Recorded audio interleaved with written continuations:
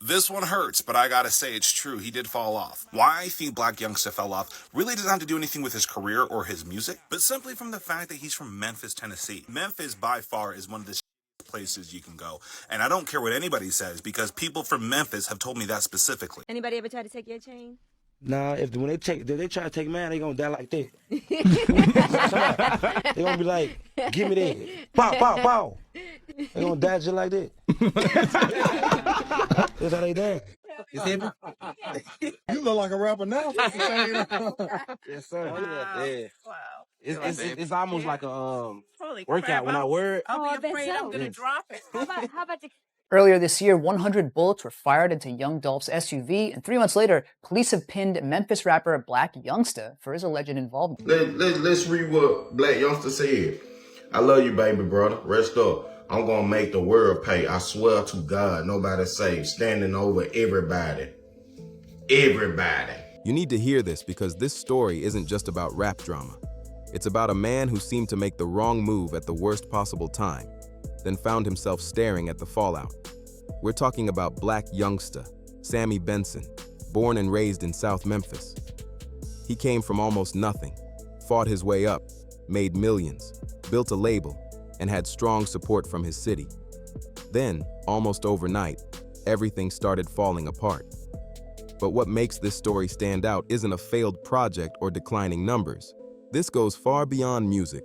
It's a story tied to loyalty, serious violence, and the pressures of street life in Memphis. And the wild part is that few people saw it coming. The signs were there from the start, and he still kept moving in the same direction. And it's a shame because he really started popping off when he got signed over to CMG. You can say what you want about Gotti, but he is one of those few artists that has a label that really does put stock into his artists. And I don't even think he knew what he had with Blac Youngsta, because Blac Youngsta is a fucking star. He's a headlining machine. To understand how things reached this point, we have to go back to the beginning, deep into South Memphis, a community long known for poverty, crime, and limited opportunities. Sammy Benson grew up in that environment with no special connections, no shortcuts, and nobody opening doors for him. All he had was determination, hustle, and a voice that stood out from the crowd. There are so many memes out there of him just doing random shit or just being himself, and people just think it's so funny. Whore? You know what I'm saying? How you doing? Good working, fella. How's God blessing you? He started releasing music around 2012, dropping Fast Bricks, then Fast Bricks 2 and Fast Bricks 3. There was no major label backing him and no big industry support. He simply kept putting out music, building momentum the way many Memphis artists do until the right people finally started paying attention. In 2015, Youngsta released a track called Heavy, and that record changed everything. It carried a raw, high-energy sound that grabbed attention fast and helped separate him from the crowd. The song caught the ear of Yo Gotti, who quickly reached out. Before long, Blac Youngsta signed with Collective Music Group, better known as CMG, one of Memphis's biggest rap labels. Blac Youngsta was hanging with one of Gotti enemies before he got with Gotti. Okay. So Blac Youngsta is somebody who just jump around for the money. He's just a send out. He one of the biggest send outs from Memphis. They're just keeping it real. But why did Blac Youngsta used to be the king of doing crazy viral shit week after week? In a short time, he went from independent grinding to joining a major force in the city's music scene. He kept the momentum rolling with projects like I Swear to God and Baby Jesus. His steady output and genuine style connected with fans, and by 2017, he launched his own imprint, Heavy Camp, under the CMG banner. Everything seemed to be lining up for Youngsta. He was growing his brand, building connections, and holding a strong position within one of rap's most influential label camps. The future looked wide open, but while his career was taking off, tensions were rising in Memphis. A major rivalry was developing, and before long, Blac Youngsta would find himself closely linked to one side of it. To understand what happened next, you need the full picture. Around 2014, rapper Young Dolph was gaining major attention. Born Adolph Thornton Jr. and raised in Memphis, Dolph built his success independently through Paper Route Empire, his own label and movement. According to longtime reports, Yo Gotti tried to sign Dolph, but Dolph declined. That decision became part of a growing rivalry. Then, in 2016, Dolph released his debut studio album, King of Memphis. To many people, it was just an album title. In Memphis, though, that kind of claim carried real weight and sparked plenty of discussion. To Gotti's camp, King of Memphis reportedly felt like more than an album title. It was seen as a challenge. And it was only just a few months ago that his brother actually passed away due to gun violence. And stuff like that really does with your head. Also, to put in context why things are different for them, Youngsta and Dolph had beef, two Memphis rappers that don't with each other for street reasons and for music reasons, what have you. To us, it's two rappers beefing, but for people like them and where they come from, culturally, it's so much more deeper than that. Not long after, Blac Youngsta publicly entered the dispute.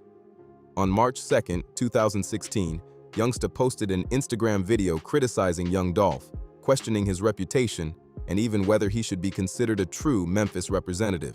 The exchange quickly drew attention across the city. What made the situation stand out was how public and personal it became.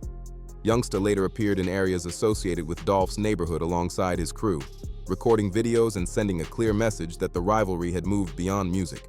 He also released the diss track Shake Some, packed with aggressive lyrics aimed directly at Dolph. Then came February 2017, a turning point in the story.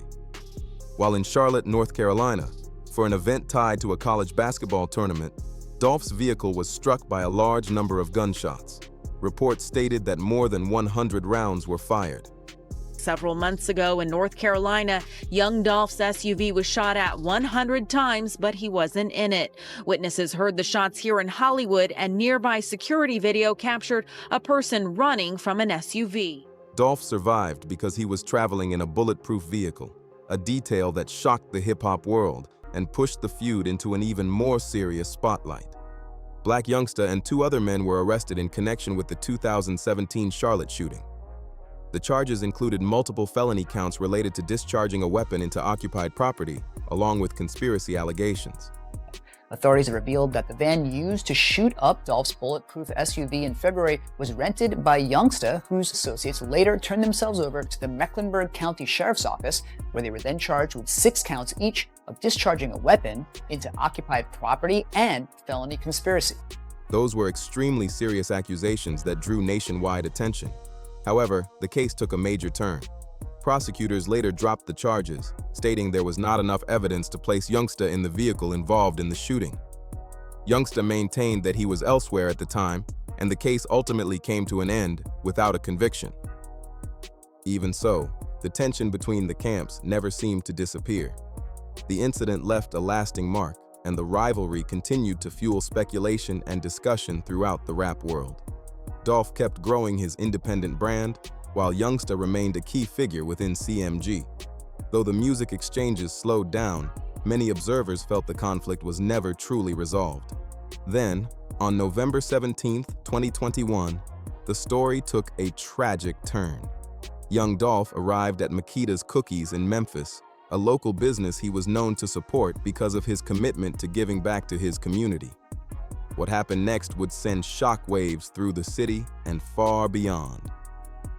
Young Dolph was visiting a local business he had long supported when 2 gunmen opened fire. Adolph Thornton Jr. was killed at age 36. He left behind loved ones and a legacy that earned respect across Memphis and the wider hip-hop community. Rapper Young Dolph was shot and killed at a bakery today. Young Dolph, whose real name is Adolph Robert Thornton Jr., was reportedly buying cookies at this bakery in his hometown when someone drove up and shot him. He was expected to give out turkeys for Thanksgiving on Friday. A county commissioner called his death gut-wrenching.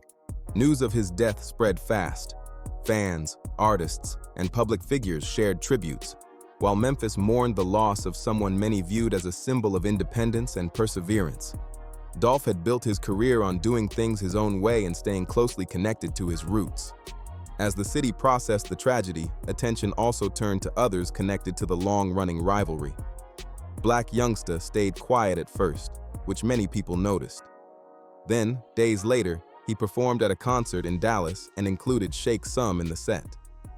Because of the track's history with Dolph, the performance sparked intense criticism online and quickly became a major talking point across social media and hip-hop circles. For many people watching, the situation looked increasingly controversial.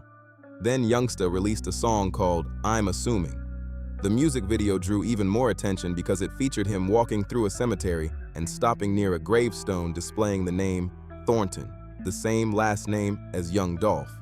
When Youngsta sees Dolph pass away, he sees an opportunity. When Dolph died, he dropped diss tracks like the moment he passed away. He even recorded a music video at his grave.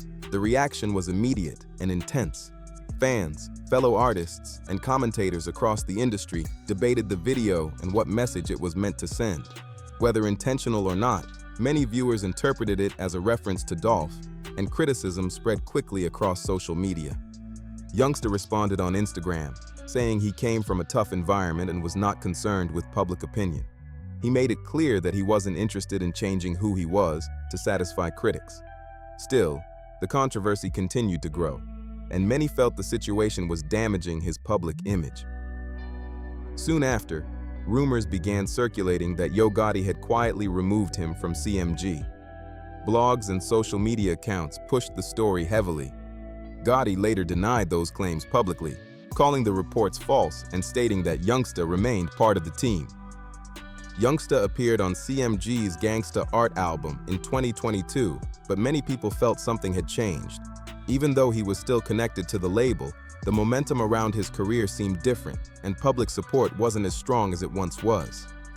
As investigations into Young Dolph's killing moved forward, more details emerged through court proceedings and media coverage. Prosecutors charged Cornelius Smith Jr., Justin Johnson, and Hernandez Govan in connection with the case. The developments kept the spotlight on a tragedy that had already shaken the hip-hop world. Govan's name drew particular attention because of his reported ties to people connected to CMG.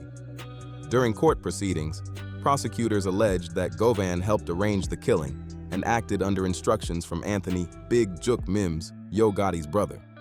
Those allegations sparked intense discussion across the industry and fueled debate about whether the long-running conflict between Dolph's camp and rival figures had extended far beyond music. In September 2024, convicted gunman Cornelius Smith Jr. testified in court about the events leading up to Young Dolph's killing. According to his testimony, he and Justin Johnson tracked Dolph's movements for days before the attack. Smith told jurors the motive was financial and said he was focused on getting paid at the time of the crime. The testimony drew major attention because it offered the public a detailed look at the prosecution's version of events. Johnson was later found guilty on all counts and sentenced to life in prison. Hernandez Govan went to trial in 2025 and was ultimately acquitted, a result that generated intense debate in Memphis and throughout hip-hop circles. A key point often gets lost in these discussions. Blac Youngsta was never charged in connection with Young Dolph's 2021 murder. The individuals charged were Smith, Johnson, and Govan. There was no indictment against Youngsta. Even so, because he had been one of the most visible figures in the long-running rivalry between CMG and Dolph's camp, many people continued to connect his name to the broader story through association and public perception. Because of the history, the diss tracks, public exchanges, and the earlier Charlotte case, Blac Youngsta's name continued to come up whenever people discussed the larger story surrounding Young Dolph's death. Even though he was not charged in the murder case, public perception linked him to the long-running rivalry, and that connection followed him everywhere. As if that pressure wasn't enough, Youngsta was also dealing with devastating personal loss. On August 18, 2023, a man was shot and killed at a BP gas station on South Parkway East in Memphis. Reports later identified the victim as Youngsta's brother, a tragedy that hit close to home and shocked those around him. But it's just like, when he died, man, it went from, I had feelings, you know, but when my little brother died, I just was like, everybody. I was like, man, up to my brother, real, bro. Like, since my little brother been dead, I never went to his grave site. I paid for the whole funeral, I paid for everything. I never went saw him, I never saw him in his cast.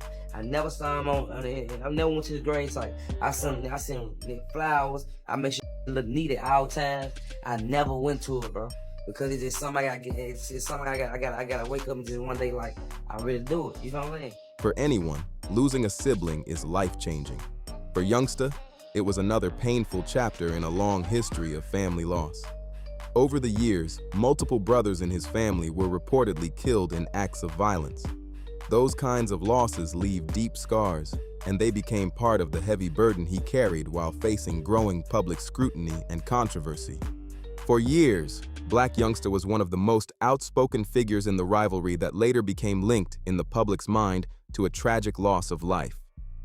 You a millionaire, but still want to live street. And you got your brother knocked out for your shit. And now you want to come out and kill everybody, get revenge. When you jeopardizing the money to get revenge off something you caused. You can't be mad at nobody but yourself, bro. His diss records and controversial public actions kept him at the center of criticism, while at the same time, he was dealing with painful losses inside his own family. The contrast was hard for many people to ignore. The public reaction could be harsh. After reports of his brother's death surfaced, some social media users responded with references to the long-running feud rather than sympathy. It showed how deeply divided opinions had become and how much goodwill Youngsta had lost with parts of the audience. As the years passed, his music releases slowed and his public profile seemed less dominant. Many observers felt he was carrying significant personal and professional pressure while facing relentless scrutiny online. On top of that, legal issues continued to follow him. In 2019, Youngsta and several others were stopped during a traffic stop. According to reports, officers searched the vehicle and recovered firearms and marijuana. Youngsta later faced a felony weapons-related charge involving prohibited ammunition, adding another serious legal challenge to an already difficult period. In October 2020, Youngsta was arrested following a traffic stop in Dallas after officers reported finding a handgun in the vehicle. He was charged with unlawfully carrying a weapon and was later released on bond. It became another legal headline attached to his name and added to a growing list of challenges. Reports indicated that he declined a pre-trial diversion program, choosing instead to fight the case directly. The charge was eventually dismissed in August 2024. Even so, repeated legal battles can take a toll, regardless of the outcome. For artists, legal trouble often affects more than just court records. Arrests, hearings, and attorney fees consume time, money, and attention.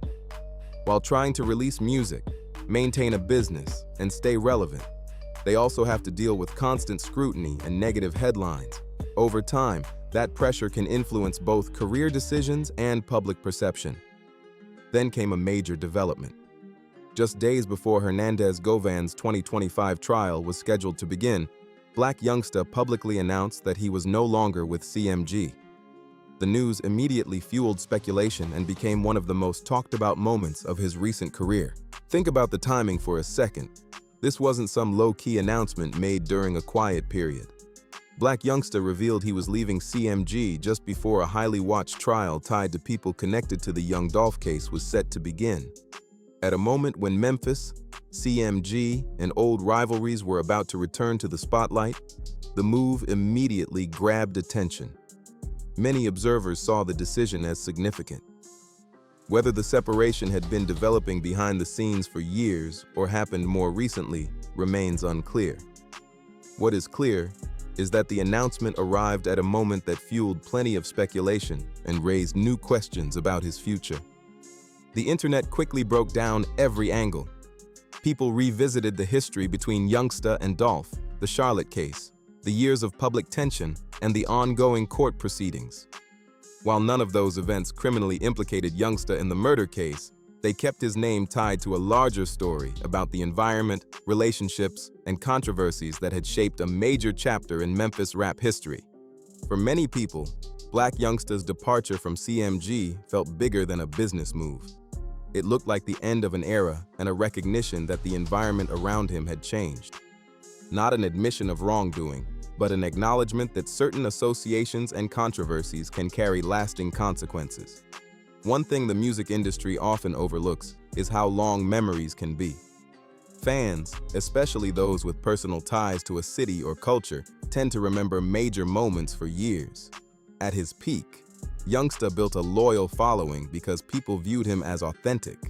His music connected because listeners believed he was presenting a real version of himself and his experiences. But public support can be difficult to maintain.